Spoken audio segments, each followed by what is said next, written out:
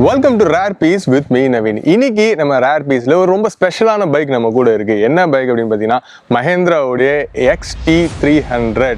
S, ரொம்ப நாளைக்கு முன்னாடி 2016 வந்து இந்த வண்டியை லான்ச் பண்ணாங்க. பட் ஏன் வந்து இந்த வண்டியை ப்ரொமோட் பண்ணலாம் அப்படிங்கிற ஒரு ஆதங்கம் வந்து பைக்கர் எந்திசியாஸ்டிக்கிட்ட நிறையவே இருந்துச்சுன்னு சொல்லியே ஆகணும். எஸ், மஹேந்திரா இந்த வண்டிக்கு அப்புறமா மார்க்கெட்டிங்கோடைய இம்பார்ட்டன்ஸ் எவ்வளோ அப்படிங்கிறத அவங்க கற்றுருப்பாங்கன்னு நினைக்கிறேன். சரி, அதெல்லாம் விடுங்க. இந்த வண்டி ஏன் ரொம்ப ஸ்பெஷல்?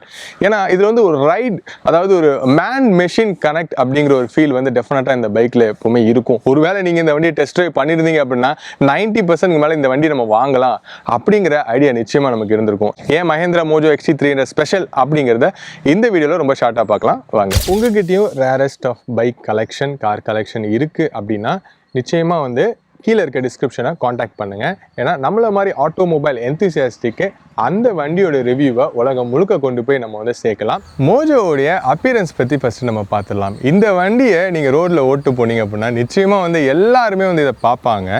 அண்ட் எங்கேயா நீங்கள் பார்க் பண்ணியிருந்தீங்க அப்படின்னா இது என்ன பிராண்டு, இது என்ன வெஹிக்கிள் அப்படின்றத நிச்சயமாக நிறைய பேர் கேட்பாங்க. இன்ஃபேக்ட் நான் இப்போ வண்டி ஓட்டிகிட்டு வரும்போது கூட சிக்னலில் இருக்கும்போது நிறைய பேர் வந்து இது என்ன வண்டி, என்ன பிராண்ட் அப்படின்னு வந்து கேட்பாங்க. அந்தளவுக்கு இதுக்கான ஒரு தனி யூனிக்கான ஒரு ரோட் ப்ரெசன்ஸ் அப்படிங்கிறது ஒன்று இருக்குது. இது ஃபெமிலியரான வெஹிக்கிள் இல்லை அப்படிங்கிறது ஒரு காரணம். பட் இருந்தாலும் இதுக்கான யூனிக்கான ரோட் ப்ரெசன்ஸ் காரணம் என்ன அப்படின்னு பார்த்தீங்கன்னா இதோடைய அந்த லைக் ஒரு மஸ்குலரான ஒரு பில்ட், அந்த பாடி ரொம்ப ஸ்ட்ராங்கான ஒரு அப்பியரன்ஸ், போல்டான ஒரு அப்பியரன்ஸ் வந்து இதுக்கு இருக்குது. அதுக்கு முக்கியமான காரணம் என்ன பார்த்தீங்கன்னா அந்த USD ஃபோக்ஸ், கோல்டன் USD ஃபோக்ஸ் வந்து அப்படி மேசிவாக கொஞ்சம் பல்கியாக வந்து தெரியும். அதே மாதிரி இதோடைய front headlight setup. So front headlight setup வந்து கொஞ்சம் பெருசு இந்த வண்டிக்கு. பட் அதுதான் இதோட ஹைலைட் அப்படின்னே நம்ம சொல்லணும். அதுலேயும் அந்த டியூவல் பாட் ஹாலோஜன் ஹெட்லாம்ப்ஸ் இருக்குது பார்த்தீங்களா, இது நைட்டில் இதுக்கான ஒரு யூனிக்கான அப்பியரன்ஸை கொடுக்கும். மோஜோ தான் இது அப்படின்னு வந்து இந்த வண்டியை ஈஸியாக கண்டுபிடிச்சிடலாம். ஸோ அந்தளவுக்கு அதோடைய அப்பியரன்ஸ் அப்படிங்கிறது அந்த ஹெட்லைட்டில் அதிகப்படியாக இருக்குது. அதுக்கப்புறம் இதோடைய ரொம்ப முக்கியமான ஒரு விஷயம் ஃபியூல் டேங்க், அந்த பல்கி ஃபியூல் டேங்க் பார்த்தீங்களா. ஸோ இதுவுமே இந்த வண்டியை கொஞ்சம் தூக்கி காட்டும். இது எல்லாத்தோட ரொம்ப ஸ்பெஷல். ஏன் I think first in segment நினைக்கிறேன். ஒரு 300cc கேட்டகரியில் சிங்கிள் சிலிண்டருக்கு டியூவல் எக்ஸாஸ்ட் செட்டப் வந்து கொடுத்துருந்தாங்க. ஸோ இது பார்க்குறதுக்கு ரொம்ப யூனிக்காக இருக்கும். அண்ட் பின்னாடி இருந்து பார்க்குறதுக்கு என்னடா வண்டி இது அப்படின்ற ஒரு என்ன சொல்ல ஒரு ஈர்ப்பு வந்து இந்த வண்டியில் அந்த டியூவல் எக்ஸாஸ்ட் செட்டப்பில் வந்து நிச்சயமாக இருக்கும். ஆன் தி ஹோல் இந்த வண்டியோட அப்பியரன்ஸை பார்க்கும்போது ஒரு மாடர்ன் அண்ட் ரெட்ரோ கலந்த ஒரு ஃபீல் கொடுக்கக்கூடிய ஒரு பைக் அப்படின்னு நம்ம சொல்லலாம். இப்போ ரொம்ப முக்கியமான ஒரு செக்மெண்ட் வண்டியோட இன்ஜின். ஸோ இந்த வண்டி இவ்வளோ தூரம் வந்து பேசப்படுது அப்படின்னு காரணம் என்னன்னு பார்த்தீங்கன்னா இந்த வண்டியோட இன்ஜின் தான். இந்த வண்டியோட இன்ஜின் பார்த்தீங்கன்னா கிட்டத்தட்ட ஒரு 10 years வந்து டைம் எடுத்துக்கிட்டாங்க மஹேந்திரா. அண்ட் இந்த வண்டியோட இன்ஜினை கிரியேட் பண்ணது யாருன்னு பார்த்தீங்கன்னா Italian and German engineers. So இவங்க 2 பேர் சேர்ந்து தான் இந்த வண்டியோடைய இன்ஜினை வந்து கிரியேட் பண்ணாங்க. அந்தளவுக்கு இதோடைய ஒரு அவுட்புட் அப்படின்னு வந்திருக்குன்னு சொல்லலாம். ஸோ ஸ்பெக்கை பொறுத்த வரைக்கும் பார்த்தீங்க அப்படின்னா 295cc single cylinder liquid cool engine with fuel injector. So இந்த 295cc இருக்கு இல்லையா, ஸோ இதோடைய ஹார்ஸ் பவர் எவ்வளோ இது ப்ரொடியூஸ் பண்ணுது பார்த்தீங்க அப்படின்னா 27 ஹார்ஸ் பவர் at 8000 RPM. அதை விட்டுருங்க, அதில் கணக்கே கிடையாது. பட் எங்கே விஷயம் இருக்குன்னு பார்த்தீங்கன்னா 30 Nm at just 5500 RPM. அங்கே தான் வந்து விஷயமே இருக்குது. அந்த 5500 RPMல வந்து பார்த்தீங்கன்னு வச்சுக்கோங்களேன், உங்களுக்கு ஒரு ப்ளஷர் வந்து வரும். அதுதான் வந்து மோஜோவுடைய ஒரு மேன் மெஷின் கனெக்ட் அப்படின்னு சொல்லி ஆகணும். அதுலேயும் நீங்கள் அந்த ஒரு 2500லேருந்து 5500 RPM வரையும் நீங்கள் வந்து ரைஸ் பண்ணிவிட்டு அப்புறம் நீங்கள் வந்து த்ராட்டில் விட்டிங்கன்னு வச்சுக்கோங்களேன், மிஸ்ஃபயர் ஆகும். ஸோ அந்த மிஸ்ஃபயர் ஆகிற இடத்துல வந்து அந்த டுப் டுப் டுப் டுப் அப்படின்னு சொல்லிட்டு ஒரு ஃபீலிங் வந்து பின்னாடி வந்து கொடுக்கும். அந்த ஃபீல் தான் வந்து இந்த வண்டியில் வந்து ஒரு சூப்பரான ஒரு ஃபீல் அப்படின்னு வந்து சொல்லி ஆகணும். ஸோ அந்தளவுக்கு வந்து இந்த வண்டியோட இன்ஜினை அப்படி பார்த்து செதுக்கியிருக்காங்க அப்படி சொல்லலாம். எந்த விதத்துலையுமே வந்து இந்த இன்ஜின் வந்து உங்களுக்கு போரே அடிக்காது. And more refined engine. நம்ம சிட்டிக்குள்ளே போகிறப்போ வந்து அரௌண்ட் ஒரு 4000 RPMல அப்படி 2000 to 4000 அப்படி முறுக்கி வந்து விளாடலாம். பட் நம்ம ஹைவேஸ் போகும்போது இது வந்து மோர் லைக் ஒரு க்ரூசிங் மிஷின் தான். நீங்கள் வந்து டாப் ஸ்பீடை ரொம்ப வந்து எதிர்பார்க்க முடியாது. அந்த க்ரூசிங் மிஷினாக இருந்தாலும் லைக் ஒரு 5000 RPMல நீங்கள் வந்து க்ரூஸ் பண்ணிட்டு போகிறீங்கன்னு வச்சுக்கோங்களேன், ரொம்ப ரீஃபைண்டாக ரொம்ப ரிலாக்ஸ்டாக வந்து போகிற மாதிரி அந்த இன்ஜினோடைய அமைப்பு அப்படிங்கிறது இருக்கும். இன்னொரு ஒரு ஃபேக்ட் இந்த டைமில் நம்ம வந்து சொல்ல போகிறோம். என்ன ஃபேக்ட் அப்படின்னு பார்த்தீங்கன்னா, நம்ம வழக்கமாக வந்து எந்த ரிவ்யூ பண்ணாலும் அதில் ஒரு ஃபேக்ட் சொல்லுவோம். ஸோ இப்போ நான் வந்து இதோட ஒரு ஃபேக்ட் சொல்கிறேன். என்னென்னு பார்த்தீங்கன்னா, இந்த வண்டியோட ஒரு சில காம்போனன்ட் வந்து பார்த்தீங்கன்னா டுக்காட்டியிலேருந்து எடுக்கப்பட்ட காம்போனன்ட், டுக்காட்டியோட காம்போனன்ட். ஃபார் எக்ஸாம்பிள் மஹேந்திரா மோஜோவோடைய XT300 சொல்கிறேன், யூடி கிடையாது, XT300 ரெக்டிஃபயர் இருக்குது பார்த்தீங்களா, அது டுக்காட்டியோடது.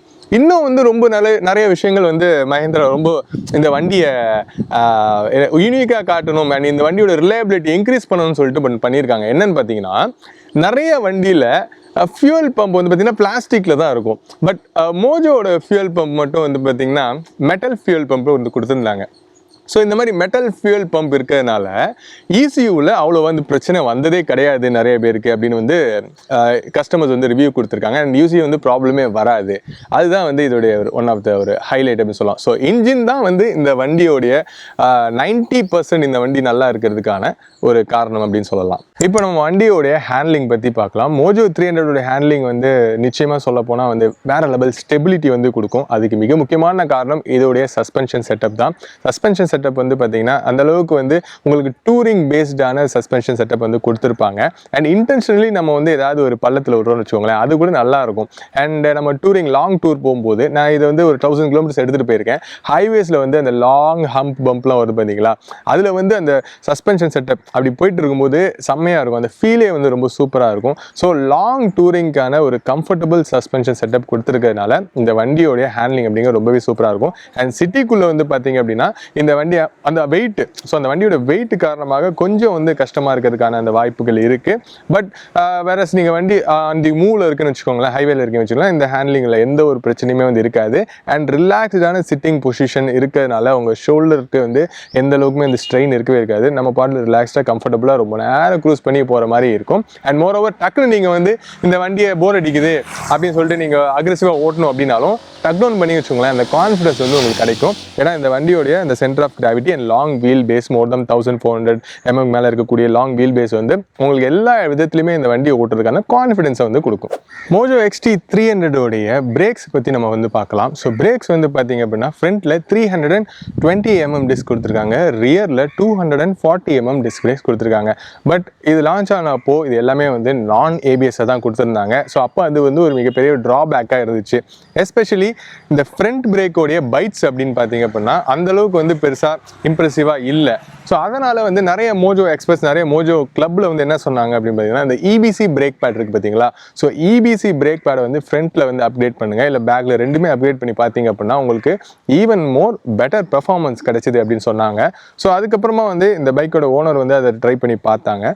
ஸோ அந்த EBC பிரேக் பேட் வந்து அரௌண்ட் உங்களுக்கு 3000 அது அந்த ரேஞ்சில் வந்து உங்களுக்கு EBC பிரேக் பேட் வந்து கிடச்சிருந்தது. ஸோ அந்த டைமில் அதை வாங்கி மாட்டினதுனால அவங்களுக்கு அந்த பெர்ஃபார்மன்ஸ் அப்படிங்கிறது பார்த்தீங்கன்னா ஒரு ABS-ஐ தாண்டி ஒரு பெர்ஃபார்மன்ஸ் கிடைக்கிற அளவுக்கு உங்களுக்கு நான் ABS-லேயே வந்து உங்களுக்கு EBC பிரேக் பேட் வந்து உங்களுக்கு அந்த அளவுக்கு பெர்ஃபார்மன்ஸ் வந்து கொடுத்தது. ஸோ அது வந்து நிச்சயமாக நம்ம பாராட்டணும்.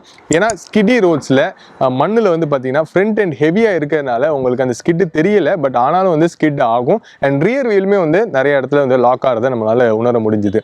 அண்ட் டயர்ஸை பொறுத்த வரைக்கும் ஸோ மஹேந்திரா மோஜோவில் என்ன கொடுத்துருந்தாங்கன்னு பார்த்தீங்கன்னா வரும்போதே பெரலியோடைய ரோசோ டயப்ளோ 2 டயர்ஸ் கொடுத்துருந்தாங்க. ஸோ பெரலி டயர்ஸ் அப்படின்னாலே நம்ம எல்லாருக்குமே நல்லா தெரிஞ்ச ஒரு விஷயம். ஸோ இட்டாலியன் டயர்ஸ் இல்லையா, ஸோ பெரலி டயர்ஸ் எப்போவுமே வந்து அதோடைய கிரிப் அப்படிங்கிறதுக்கான ஒரு மிகப்பெரிய ஒரு பிராண்ட் அப்படின்னே சொல்லலாம். ஸோ பெரலி கிரிப் அப்படின்னாலே மேக்ஸிமம் வந்து ரேசிங் ஸ்போர்ட்க்கு பெரலி டயர்ஸ் வந்து யூஸ் பண்ணுவாங்க. பட் நிறைய கஸ்டமர்ஸ் என்ன பண்ணாங்கன்னு பார்த்தீங்கன்னா பெரலி டயர்ஸை வந்து ஒரு கிட்டத்தட்ட ஒரு 15000 கிலோமீட்டர்ஸ்க்கு அப்புறம் வந்து மாற்றிட்டாங்க. ஏன்னா வந்து for better durability.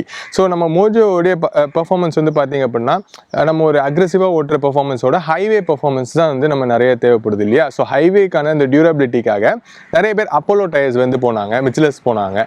So Apollo tyres வந்து கிட்டத்தட்ட ஒரு எக்ஸ்ட்ரா 5000 to 6000 கிலோமீட்டர்ஸ் பெரலியோட உங்களுக்கு மைலேஜ் எக்ஸ்ட்ரா கொடுத்தது. அதே டைமில் இந்த கிரிப்லேயும் வந்து பெருசாக எந்த ஒரு மாற்றமே கிடையாது. ஸோ ஃப்ரண்ட்டில் வந்து 110 செக்மெண்ட்டும் ரியரில் 150 செக்மெண்ட் டயர்ஸ் வந்து கொடுத்துருந்தாங்க. அண்ட் ரியர் டயர் பார்க்குற அந்த மேசிவான லுக் வித் அந்த டியூல் செட் எக்ஸாஸ்ட்டில் வந்து பார்த்தீங்கன்னா சூப்பராக இருக்கும் டயரை பார்க்கும்போது. XT 300 உடைய சீட்ஸை பற்றி பார்த்தோம் அப்படின்னா ஸோ சீட்ஸ் வந்து ரொம்ப கம்ஃபர்டபுளான ஒரு சீட்டிங் பொசிஷன் வந்து கொடுத்துருக்காங்க. அண்ட் சீட்ஸை பொறுத்த வரைக்குமே ரொம்ப கம்ஃபர்டபுளான ஒரு சீட்ஸ் தான் கொடுத்துருக்காங்க. Especially for the drivers long seat கொடுத்துருக்குறாங்க. ஸோ ஃபார் லாங் ரைட்ஸ்க்கு வந்து எந்த ஒரு பெருசாக ஃபெட்டிக் ஆகாமல் நீங்கள் பாட்டில் கம்ஃபர்டபுளாக போயிட்டே இருக்கலாம். சீட் ஹைட்டை பொறுத்த வரைக்கும் 818 mm சீட் ஹைட் கொடுத்துருக்காங்க. ஈவன் தோ அதாவது நம்ம ஷார்ட்டர் ரைடர்ஸ்க்கும் 5.6 இருக்காங்க அப்படின்னாலும் அவங்களுக்குமே வந்து ஈஸியாக காலை வந்து தரையில் வைக்க முடியும். அண்ட் இந்த சீட்ஸ் வந்து பார்த்தீங்கன்னா ஒரு சின்ன ஒரு டிஸ்அட்வான்டேஜ் இருக்குது. என்ன அப்படின்னா பில்லியனில் உட்காந்துட்டு ரொம்ப நேரம் ட்ராவல் பண்ண முடியாது. மேக்ஸிமம் ஒரு 40 to 50 கிலோமீட்டர்ஸ் வந்து உட்காந்தாலே வந்து பின்னாடி இருக்கவங்களுக்கு ரொம்ப வலிக்கும். அந்த சீட்டோட டிசைன் வந்து அந்த மாதிரி ட்ரையாங்கிள் மாதிரி பின்னாடி கொடுத்துருப்பாங்க, ரொம்ப சின்னதாக இருக்கும். பட் இந்த வண்டியில் வந்து பில்லியனை உட்கார வச்சுட்டு நம்ம ரொம்ப தூரம் போகணும் அப்படின்னு நம்ம ஆசைப்படவே கூடாது. நமக்கு வந்து இது ராஜா மாதிரி அப்படி ஸ்பேஸ் அண்ட் இந்த ரைடிங் பொசிஷனில் அப்படி ரிலாக்ஸ்டாக இந்த கரெக்டாக சென்டர்டான அந்த ஃபுட் பெக்ஸு இந்த சீட்ஸ்க்கு வந்து பார்த்திங்கன்னா சோலோ ரைட்ஸு லாங் ரைட்ஸ் வந்து இந்த வண்டியில் வந்து ரொம்ப ரொம்ப கம்ஃபர்டபுளாக இருக்கும் அப்படின்னு நிறைய மோஜோ எக்ஸ்பர்ட் சொல்லியிருந்தாங்க அண்ட் நிறைய மோஜோ ரைடர்ஸோடைய கமெண்ட்ஸும் அதுவாக தான் இருந்துச்சு. மோஜோவுடைய ஃபியூல் டேங்க் தான் வந்து இந்த வண்டியில் ஒரு ஆடட் ஆன் அட்வான்டேஜ் சொல்லலாம். பெரிய பெரிய bikes like Hayabusa, Suzuki Hayabusa உங்களுக்கு தெரிஞ்சிருக்கும், இந்த கிராண்ட் டூரர் அந்த மாதிரி வெஹிக்கிளில் இருக்கிறதுக்கான அந்த same equal level of tank capacity வந்து மஹேந்திரா மோஜோக்கு வந்து கொடுத்துருக்குறாங்க. என்ன டேங்க் கெப்பாசிட்டின்னு பார்த்தீங்கன்னா 21 liters of fuel tank capacity வந்து கொடுத்துருக்காங்க. 21 liters இந்த வண்டியோட மைலேஜ் வந்து ஆவரேஜாக சிட்டிக்குள்ளே 28 வரைக்கும் வந்து கிடைக்கும். அண்ட் ஹைவேஸில் வந்து பார்த்தீங்கன்னா 30 to 32 வரைக்கும் உங்களுக்கு இதோடைய மைலேஜ் அப்படிங்கிறது கிடைக்கும். பட் நம்ம அக்ரெசிவாக இந்த வண்டியை ஓட்டுறதுக்கான நிறையா ஆப்ஷன், அதாவது நிறையா ஃபீல் அக்ரெசிவாக ஓட்டுறதுக்கான அந்த ஒரு தூண்டுதல் இருக்கும். இன்க்ளூடிங் நீங்கள் வந்து ஃபார் எக்ஸாம்பிள் இப்போ நம்ம டிபி எல்லாம் எடுத்து விட்டோன்னு வச்சுக்கோங்களேன், அந்த த்ராட்டில் ரெஸ்பான்ஸ் வந்து ரொம்ப இதுக்கு ரொம்ப டெம்ப்டிங்காக இருக்கிறதுனால 3,000 to 5,000 RPM மாதிரி அடிக்கடி நம்ம ரைவ் பண்ணி வந்து ஓட்டுவோம். ஸோ அப்படிலாம் ஓட்டினாலுமே 28 வரைக்கும் இதோட ஆவரேஜான ஒரு மைலேஜ் அப்படிங்கிறது கிடைக்கும். ஸோ ஒரு தடவை நம்ம 21 liters இந்த ஃபியூல் டேங்கை வந்து நம்ம ஃபில்லப் பண்ணுறோம்னு வச்சுக்கோங்களேன், உங்களால் வந்து 636 kilometers வந்து போக முடியும். இஃப் சப்போஸ் நம்ம வந்து ஹைவேஸில் வந்து 636 kilometers போக முடியும் கேட்டிங்கன்னா அதை விட ஜாஸ்தியாகவே ஹைவேஸில் டிராஃபிக்கே இல்லாத இடத்துல எக்ஸ்ட்ரா ஒரு 30 kilometers வரைக்கும் உங்களுக்கு மைலேஜ் தரதுக்கான ஒரு விஷயம் இருக்குது. அண்ட் ஃபியூலை பற்றி பேசும்போது இன்னொரு சின்ன கன்சர்ன் என்னென்னு பார்த்தீங்கன்னா, இல்லை ஹை ஆக்டேன் ஃபியூல் வந்து யூஸ் பண்ணிங்க அப்படின்னா அந்த மைலேஜ் வந்து ரொம்ப நாளுக்கு ட்ராப்பே ஆகாது, அந்த பெர்ஃபார்மன்ஸும் வந்து நல்லா இருக்கும் அப்படின்னு சொல்லிட்டு மஹேந்திராலேருந்து சொல்லியிருந்தாங்க. ஸோ நிறைய பேர் இன்ன வரைக்கும் மோஜோவுடைய ஓனர்ஸ் எல்லாருமே பார்த்தீங்கன்னா ஹை ஆக்டேன் ஃபியூல் தான் வந்து போடுறாங்க. மஹேந்திரா மோஜோவுடைய இன்ஸ்ட்ருமெண்ட் கிளஸ்டர் வந்து ரொம்ப ஸ்பெஷலான ஒரு விஷயம். அதாவது செமி டிஜிட்டல் அனலாக் டிஸ்பிளே வந்து கொடுத்துருக்குறாங்க. இந்த டிஸ்பிளேல ரொம்ப பிடிச்ச ஒரு விஷயம் என்னன்னு பார்த்தீங்கன்னா, இதோடைய ஆர்பிஎம் மீட்டர் ஏறும்போது அதோட சேர்ந்து அந்த லைட்டுமே வந்து சேர்ந்து ஏறும். ரவ் பண்ணும்போது அந்த லைட்டும் வந்து ஆர்பிஎம் மீட்டரோட கனெக்ட் ஆகி ஏறும்போது ஒரு விதமான ஒரு ஃபீல் கொடுக்கும். லேம்போகினி நிறைய பேர் வந்து, அதாவது பழைய லேம்போகினிலாம் நம்ம பார்க்கும்போது அந்த அவென்டார் எஸ்பெஷலி அதோடைய நீடில் வந்து இப்படி ரேஸ் ஆகும்போது நீங்கள் பார்த்துருந்தீங்க அப்படின்னா அதோட சேர்த்து வந்து அந்த லைட்டும் வந்து ரேஸ் ஆகும் பார்த்தீங்களா. ஸோ அந்த ஃபீல் வந்து இந்த வண்டியில் வந்து இருக்குது. அது வந்து ஒரு போர் அடிக்காத ஒரு லைவ்லி ஃபீலிங் வந்து இன்ஸ்ட்ருமெண்ட் கிளஸ்டரில் கொடுத்துருக்காங்க. பட் நிறைய ஃபேன்சியான இப்போ இருக்கக்கூடிய நிறைய ஃபீச்சர்ஸ் அப்படிங்கிறது bluetooth, TFT display, connectivity, smart இதெல்லாம் எதுவுமே வந்து கிடையாது. ஸோ அது வந்து ஒரு ட்ராபேக் அப்படின்னு சொல்லிட்டு நிறைய ரைடர்ஸ் சொல்லுவாங்க. பட் என்ன விஷயம்னு பார்த்தீங்கன்னா, இதில் மோர் ஆஃப் நீங்கள் பைக்கோட என்கேஜ் பண்ணிக்கக்கூடிய அந்த ஒரு ஃபீல் இருக்கிறதுனால இந்த ப்ளூடூத் கனெக்டிவிட்டி இதெல்லாம் வந்து தேவையில்லை அப்படின்னு நினைக்கிறேன். ஏன்னா இந்த பைக் போரே அடிக்காது. ஸோ அந்த ஒரு விஷயம் வந்து இதில் ஒரு ட்ராபேக்காக பார்க்குறதே இல்லை. பட் இப்போ இருக்கக்கூடிய ஃபேன்சி பைக்ஸ் காம்படிஷனில் இந்த வண்டியை பார்த்தீங்க அப்படின்னா அது ஒரு சின்ன ட்ராபேக். பட் என்னை பொறுத்த வரைக்கும் பர்சனலாக அது இந்த வண்டிக்கு இம்பார்ட்டண்ட்டே இல்லை அப்படின்னு நான் வந்து சொல்லுவேன். அண்ட் சுவிச்சஸ்லாம் பொறுத்த வரைக்கும் பார்த்தீங்க அப்படின்னா ரொம்பவே டாப் குவாலிட்டி சுவிச்சஸ் இருக்கும். அந்த டச் அண்ட் ஃபீலு, அதுக்கப்புறம் வந்து அதோடைய அந்த மூமெண்ட்ஸு, ஃபார் எக்ஸாம்பிள் இண்டிகேட்டரோட மூமெண்ட்ஸ், அதுக்கப்புறம் லைட் சுவிச்சஸோடைய அந்த குவாலிட்டி எல்லாமே ரொம்பவே ப்ரீமியம் குவாலிட்டியில் வந்து அதோடைய ஃபீல்லாம் வந்து கொடுத்துருக்குறாங்க. ஸோ அந்த டச் அண்ட் ஃபீல் குவாலிட்டி வந்து ரொம்ப சூப்பராக இருக்கும். அதுக்கப்புறம் எனக்கு ரொம்ப பிடிச்ச விஷயம் என்னென்னு பார்த்தீங்கன்னா, அந்த இட்டாலியன் டிசைனில் ஃபார் எக்ஸாம்பிள் அந்த கீ போடுற அந்த ஒரு ஆப்ஷன் இருக்குது பார்த்தீங்களா. ஸோ கீ போடுறது அந்த டேங்க்குக்கு கொஞ்சம் மேலே வந்து இப்படி கொடுத்துருக்கனால அது இன்னொரு எமோஷன் கொடுக்கக்கூடிய ஒரு ஃபீல் வந்து கொடுத்துட்டே இருந்தது. ஸோ அதுவும் ஒரு அட்டென்ஷன் டு டீட்டெயிலில் இந்த வண்டியில் எனக்கு ரொம்ப ரொம்ப பிடிச்ச ஒரு விஷயம்.